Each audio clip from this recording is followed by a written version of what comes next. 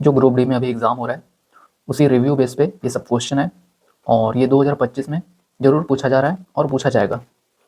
तो सबसे पहले एक क्वेश्चन आप देख सकते हैं यहाँ पे। मान लीजिए ए बी सी डी दो समांतर रेखाएं हैं। तो हम चलिए दो समांतर रेखाएं बना लेते हैं। ये हो गया ए, ये हो गया बी, और ये हो गया सी, और ये हो गया डी। ये दो समांतर रेखा है। उसके बाद बोला है पी क्यू एक तिर्यक रेखा है। तो ये एक तिर्यक रेखा हो गया पी क्यू। ये क्वेश्चन में जो जो दिया है वही मैं यहाँ पे भी बनाया हूँ। उसके बाद बोला है जिसमें पी क्यू ए बी को बिंदु आर पर, जिसमें पी क्यू, ये जो पी क्यू है ए बी को बिंदु आर पर, मतलब ये जो कटान बिंदु है ये आर है। उसके बाद बोला है बिंदु आर, फिर और सी डी को बिंदु एस पर। सी डी ये हो गया, सी डी ये जो पी क्यू लाइन है ना, ये जो तिर्यक लाइन है सी डी को यहाँ पे काट रहा है। तो ये हो गया एस, ये हो गया एस, ये हो गया आर। उसके बाद क्या बोला है, उसके बाद बोला है angle B R P, B R P मतलब ये जो एंगल है ये दिया हुआ है 2x प्लस 13 डिग्री। उसके बाद और क्या बोला है आगे, angle D S P, D S P, D S P मतलब ये एंगल, ठीक है। एंगल डी एस पी ये दिया हुआ है 13 नहीं 13 नहीं 3x माइनस 22 मतलब 3x माइनस 22 ये दिया हुआ है। उसके बाद क्वेश्चन बोला है एंगल सी एस पी क्या होगा। एंगल सी एस पी हमें ये निकालना है, मतलब एंगल एस निकालना है ना। ये जो बीच में रहता है वही एंगल हमें निकालना रहता है। जैसे यहाँ पे दिया हुआ है, ये मान लेते हैं बी आर पी है ना। ये एंगल की अगर बात करें तो जो ये आर है यही बीच का एंगल है यहाँ पे, ठीक है।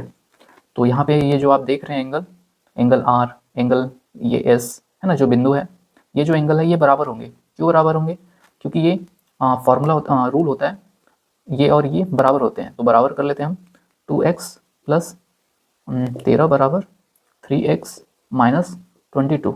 ये प्रॉपर्टी होता है लाइन का, है ना। ट्रायंगल और लाइन से जो बनता है वो एक प्रॉपर्टी होता है, मतलब अल्टरनेट एंगल जो होता है संगत कोण बराबर होते हैं, ठीक है। ये करस्पॉन्डिंग एंगल बराबर होते हैं और संगत कोण बराबर होते हैं, तो वही प्रॉपर्टी यहाँ पे अप्लाई हुआ है।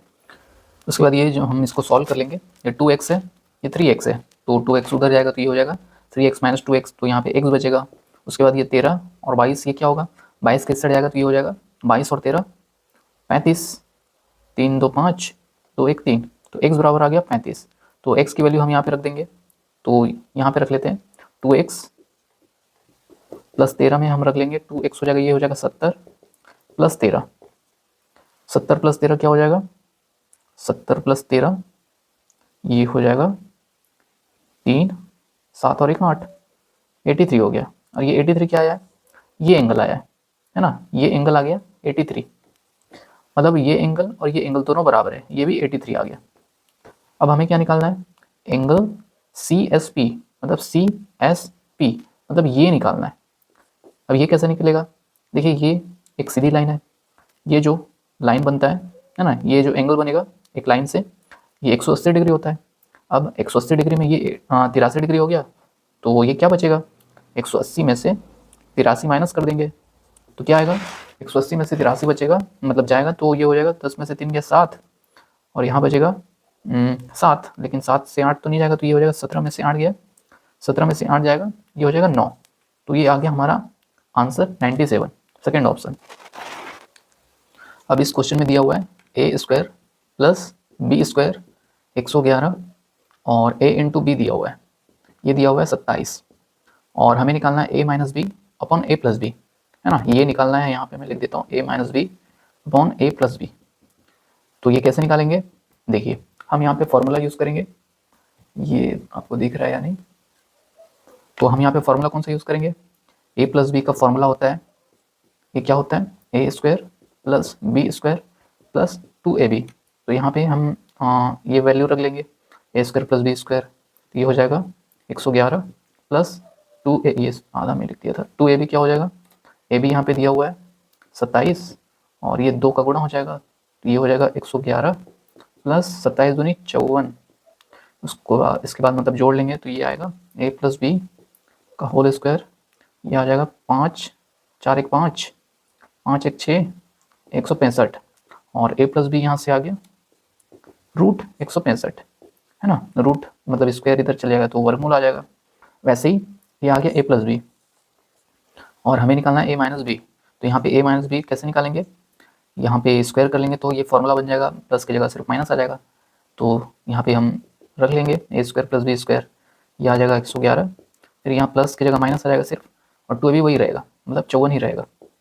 ठीक है, a माइनस बी ये हो गया, यहाँ से आ जाएगा 111 में से 54 चले जाएगा तो क्या बचेगा, 111 में से 54, 11 में से 4 गया 7, यहाँ पे 10 बचा, 10 में से 5 गया 5, 57 आ जाएगा। तो ये a square minus b, oh sorry ये आधा हुआ है, वर्गमूल आ जाएगा यहाँ पे जब स्क्वायर हटेगा, तो a माइनस बी हो गया रूट 57। और हमें क्या निकालना है, a minus b upon a plus b. तो यहाँ पे मैं लिख लेता हूँ a minus b upon a plus b, ये आ जाएगा a माइनस बी कितना है, ये हो गया रूट 57, और बट्टे में a प्लस बी क्या है, ये रूट 165। इसको हम ऐसे भी लिख सकते हैं a minus b upon a plus b, पूरे को ऐसे लिख सकते हैं 57/165। तो ये आ जाएगा हमारा a minus b upon a plus b. कौन सा है ऑप्शन, 57/100, ये तो ये वर्गमूल नहीं है, ये नहीं होगा, ये है क्या 57/165, ये हमारा राइट आंसर होगा।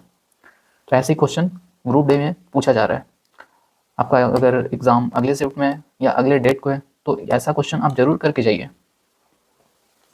तो यहाँ पे बोला है 0.06 और 6 के बीच मध्य अनुपाती क्या होगा। तो यहाँ पे मध्य अनुपाती का फॉर्मूला क्या होता है, जैसे ये कोई संख्या है ए बी और पूछ दे इसका मध्य अनुपाती क्या होगा, तो इसका मध्य अनुपाती एक सिंपल फॉर्मूला होता है, मध्य अनुपाती निकालना है दो संख्या का, मतलब इनके बीच में मध्य अनुपाती हो जाएगा इनका वर्गमूल, गुणा करके इनका वर्गमूल लेना है बस। तो क्वेश्चन में क्या दिया हुआ है 0.06 और 6, इसका हमें क्या लेना है, वर्गमूल लेना है सिर्फ, 0.06 गुणा 6। अब ये 0.6 यहाँ पे दशमलव हटाएंगे तो ये आ जाएगा 6, नीचे 100 आ जाएगा, है ना, दशमलव के बाद 2 डिजिट है तो नीचे 2 जीरो और ऊपर गुणा 6, तो ये हो जाएगा 36, नीचे 100, वर्गमूल से ये बाहर निकलेगा तो ऊपर 6 हो जाएगा और नीचे 10, इसको भाग देंगे तो ये हो जाएगा 0.6। तो हमारा राइट आंसर क्या आ जाएगा, इसका मध्यानुपाती ये हो जाएगा 0.6। तो हमारा राइट आंसर हो गया 60 गलत, 0.6 सही, ये गलत ये गलत। तो जब भी मध्यानुपाती बोले दो संख्या के बीच में तो आपको सिर्फ उन दोनों का गुणा करके वर्गमूल लेना है। ठीक है।